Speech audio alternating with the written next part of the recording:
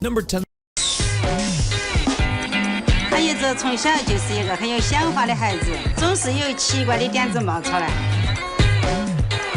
王家从小就与众不同，我们一直很相信他的才华。现在，启动。真的起来了，上面感觉怎么样？太神奇了！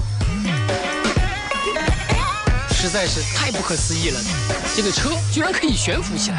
我相信大家和我一样，一定很想知道当中的秘密。但是现在，矿产资源，磁悬球形车，简称悬浮车，它的设计运用了非常超前的尖端科技，巧妙地将地下的矿产资源转化为它的能量，从而驱动汽车行驶。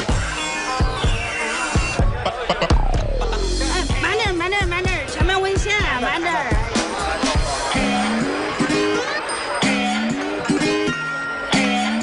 从来没见过这样的汽车，就好像是在电影里看到的呀。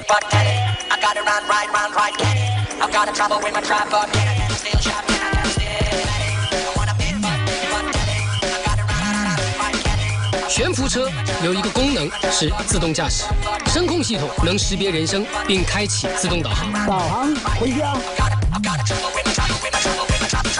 哇！悬浮车还有一项特别的功能，就是它的安全感应器，它能根据自身行驶速度和周围车辆的距离，计算出最安全的行驶距离。可能发生危险时，汽车就会自动刹车。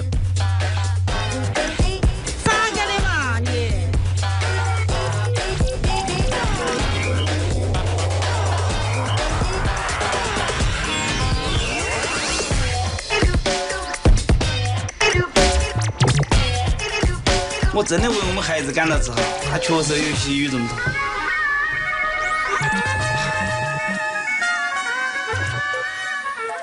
晚上，没错，说的就是你。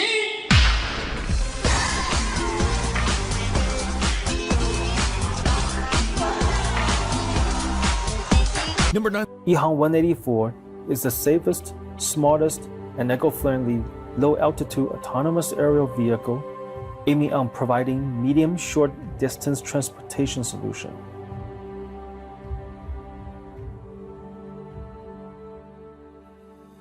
Early in 2013, EHang started a disruptive and revolutionary plan of making this new generation of autonomous vehicle.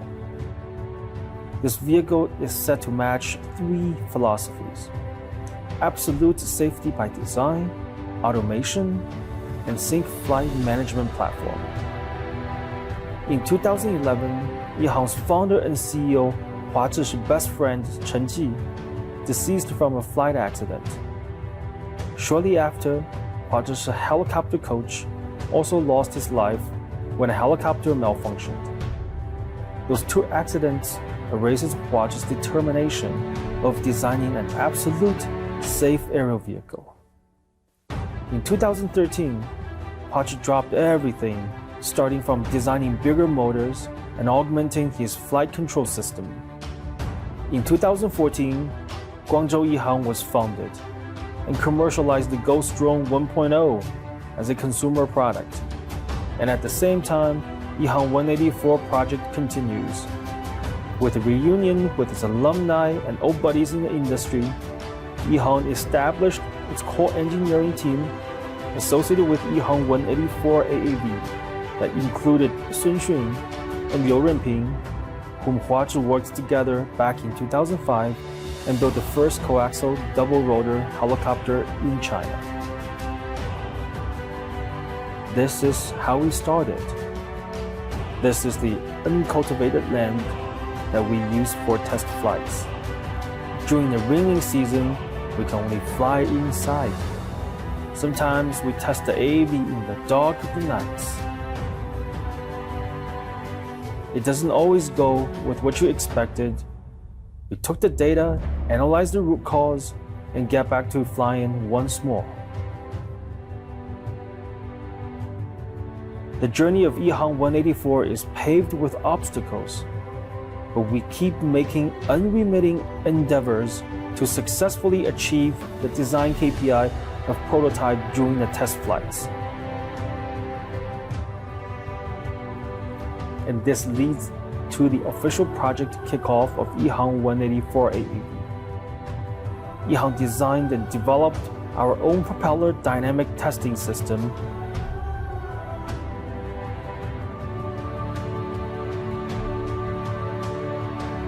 This is how we have done it.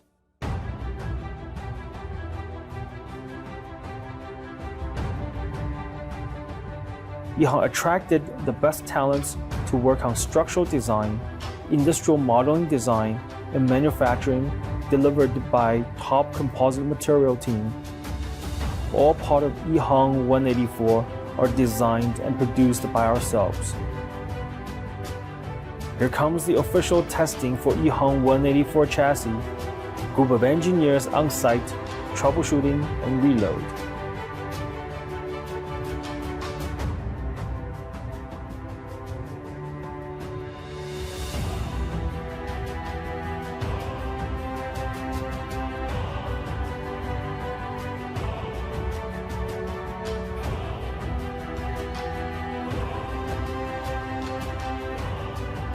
We have the application designed for EHang 184. After setting up the flight plan with a single click, user can take off on any location, sit, relax, and enjoy the flight.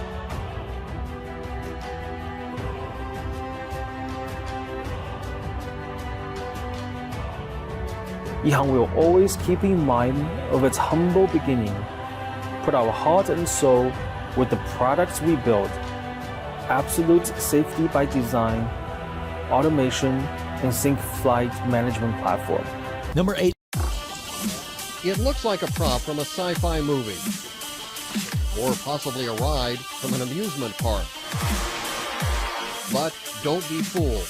What is it like when you're in this and you lift up off the ground? Well, you know, it's going to sound kind of cliche to say this, but it really truly feels like a magic carpet. The Moeller Sky Car is a vertical takeoff and landing flying car. The pods, called nacelles, rotate to direct thrust. Inside each are fans powered by 2 engines. Why 2? You've had engines fail. I've had an engine. I've had more than one engine fail on occasion, but the electronics takes care of that. The electronic brain adjusts everything instantaneously. You don't even know you're lost. Moeller couldn't find the rotary engines he wanted, so he builds his own from scratch. The Sky Car, which is very unstable, can only stay aloft thanks to sophisticated computers, which he insists eliminate human error. You've done this thing with the engines, you've done this thing with the computers, 2 parachutes. I think the parachutes are there for psychological reasons. I don't think we're going to need them, but they'll still be there. Moeller has been working on his flying car idea for more than 30 years, along the way spending more than $200 million on something many aerospace experts say is impossible. He is, by most accounts, an aeronautical genius, possibly the only person to get a doctorate in engineering without ever taking a single undergraduate course in anything. You know, it's often called a flying saucer because it looks a little like that, a Jetson vehicle. He has designed dozens of eccentric flying machines. Models of them line his workshop wall. And in the 1970s became possibly the only person to pilot a flying saucer. It was great fun. It was really great fun and exciting. I mean, when I came down after a flight on this thing, I'd be high for a day. But his enduring dream is that flying car, which he thinks could save lives and radically... Number 7.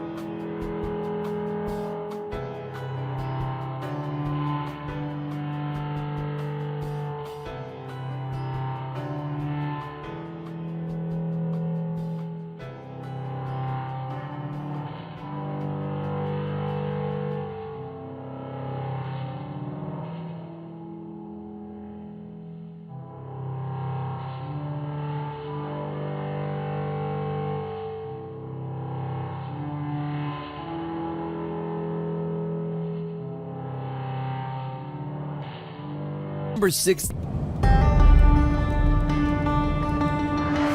Mojave is about a 2-hour drive into the California desert from Los Angeles. And most of that time is spent staring at bumpers. God, this traffic sucks! You deal with this, and yes, a flying car seems like a great idea.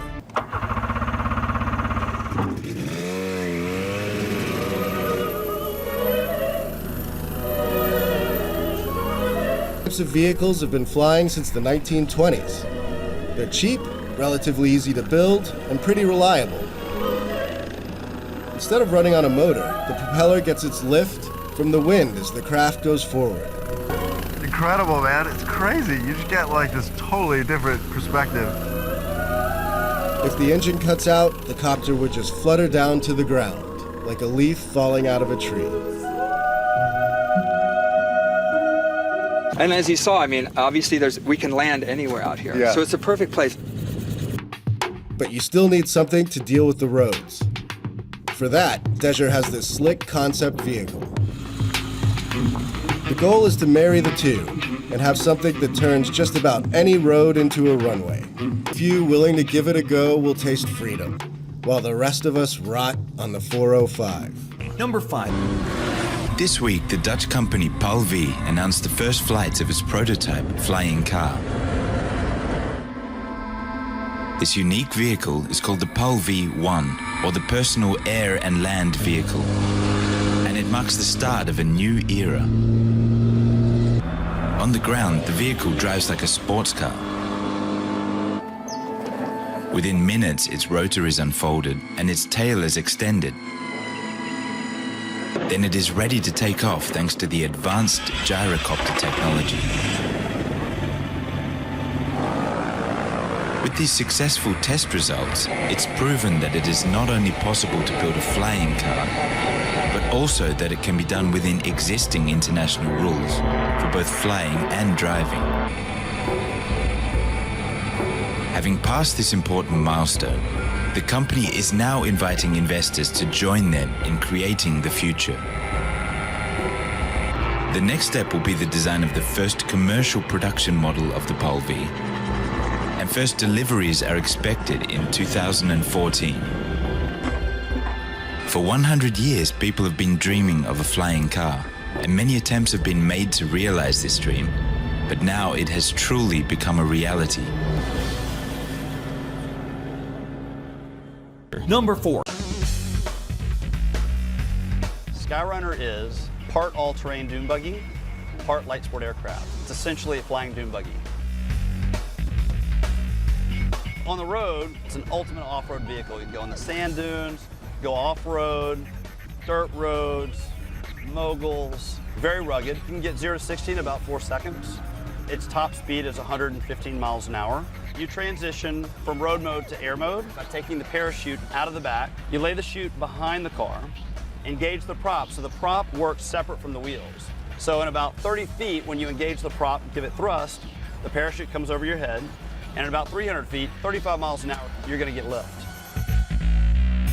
In the air, you'll get about 55 miles an hour with a cruise distance of about 200 nautical miles. Out of the factory, this thing will do about 15,000 feet.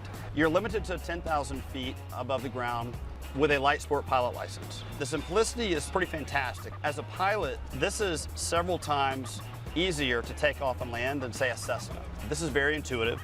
You're using the gas pedal to give you thrust. So let's say you're coming down to land.